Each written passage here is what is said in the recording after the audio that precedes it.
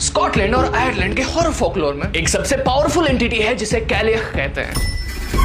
Sometimes she is also known as witch. होकुम एक Irish फोक horror film है जो इसी पावरफुल एंटिटी से इंस्पायर्ड है। From one of my favorite horror film director Damien McCarthy, जिन्होंने अपनी फिल्म Scaviate, Oddity और अब होकुम में फोक हॉरर और साइकोलॉजिकल हॉरर को डिस्टर्बिंग तरीके से ब्लेंड किया है।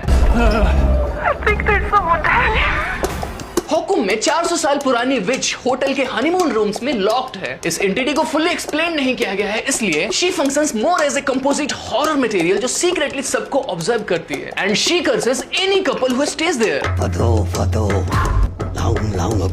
डेमियन मैकर्थी की फिल्मों में विलेन कोई विच या सुपरनेचुरल एंटिटी नहीं होता, क्योंकि साइकोलॉजिकल हॉरर फिल्मों में घोस्ट से ज्यादा डर ह्यूमन एविल से लगता है जो डार्कनेस हमारे कैरेक्टर के अंदर होता है। इंसान की क्रूएलिटी, गिल्ट और हॉन्टिंग पास्ट एक हेलुसिनेटिंग एटमॉस्फेयर क्रिएट करता है, which hits harder than anything supernatural ever could.